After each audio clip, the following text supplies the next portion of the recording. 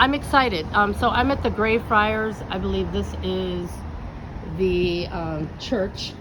And we are now walking towards the cemetery in which he was buried, and his little dog was, here with him. And it's among all these beautiful flowers. They leave sticks here. 1872. Strange, I was born in 1972. So that will not be a hard date. But you can see they have this beautiful monument and tablet erected by the dog, and Aid Society of Scotland's unveiled his dog was more revered than his master, if you ask me. So this is just a lovely green space here dedicated to this dog. There's also a donation here, which I think is lovely. Beautiful. And a little chapel here. Also, I feel like there's a really interesting energy around here, and they do have a little information about ghost tours here. So how exciting! City of the Dead haunted graveyard tour here, and that actually seems very cool. So what's the fuss of the City of the Dead? Well, they have weird stories. Their walks are just downtown, which is nice. This is what I do. So I just wanted to let you know they have a beautiful underground vaults, haunted graveyard tours, access to the Mackenzie poltergeist, the world's most documented supernatural case, and has been recommended by Lonely Planet. Now, Mackenzie poltergeist is something I should really be looking into. So here we are. It's got these beautiful little archway here, and the cemetery is incredible. I haven't really officially started the show, as I don't just focus on just cemeteries, but now that I'm here, I pretty much am. This, I'm not sure whose cemetery this is, but my God, that's creepy. So if I can get up on a little knoll here, a little grassy knoll, you can see that is really nice. And it gets really chilly here in Edinburgh. Edinburgh is beautiful though, and because of all the castles and the beautiful sort of the knolls I think were all invented here. Everything is built on a volcano. So here we are in a cemetery. One thing I have to say is that most cemeteries are the same, but what makes this unique is they're not spaced out evenly. There just really isn't no rhyme and reason.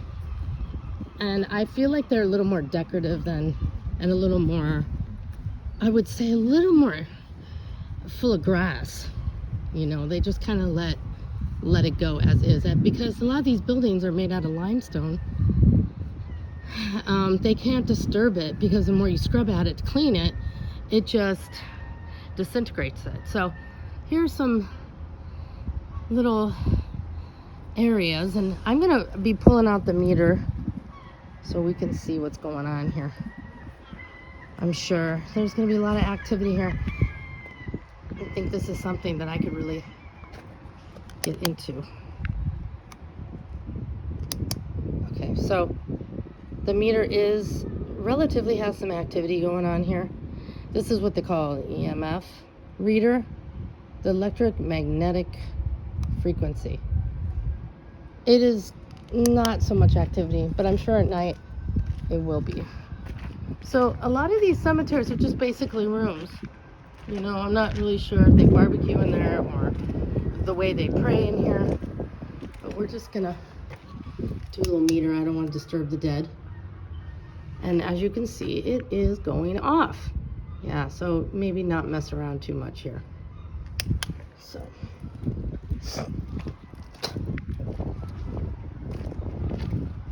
I just really wanted you to get a look at this. Most of these are, they have a sort of a cryptic vibe to it. I haven't seen anything like this in St. Louis. Parts of, see? It's really kind of interesting. The Scottish kind of flair for skulls. I've never seen skulls on cemeteries. I mean, basically, this is real Gothic. This is your truly authentic Gothic Cemetery, Patrick Miller. And I have to read more about like some of this, you know, fresh vegetation, this idea of like open spaces as a cemetery, the mausoleums that are open. What I think happens is they're meant to be like this, where they have a barred space and then they just close it up, or if they break, they break. You know, there's really nobody paying a maintenance fees for these. Because as I'm walking around in this sort of area, this park / cemetery, there's a lot of these like cemeteries that are gated up. This one looks like a Masonic with the round circle and the dome. Very Gothic. There might have been, I don't know, a symbol in there that was torn down, not sure. And then obelisk shape. This cemetery is absolutely incredible, and I already felt that there should have been a ghost tour the moment I walked in here. It is truly interesting. I will never forget this.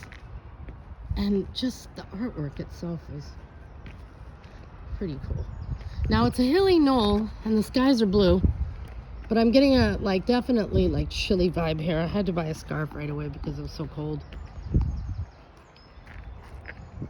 You don't necessarily have to wear wool to be warm here. Just gonna stop and look at this. It looks like they have you know, room and view here.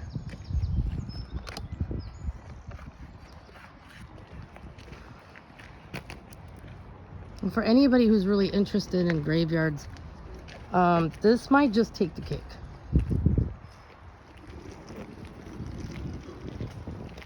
You do have to watch your steps. So when I'm walking, I'm not really watching my way while walking, but why not put a culinary garden inside where a graveyard is? Like, that just makes sense to me.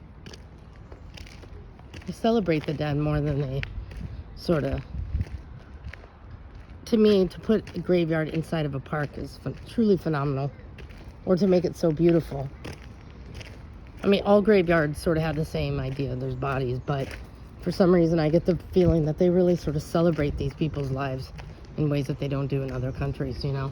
And some of these, you know, these monuments, these monoliths are just fabulous. So if I'm going a little too slow, it is a reason, because this is going downhill. And you can see the slope and the magnitude of the slope. It's sort of like that everywhere. You have to watch your step or you're going to end up being rolling down a hill, which is actually a sport down here. They go up a hill and then they roll down. They run down, and it's actually a sport here in Scotland, aka don't know what it's called.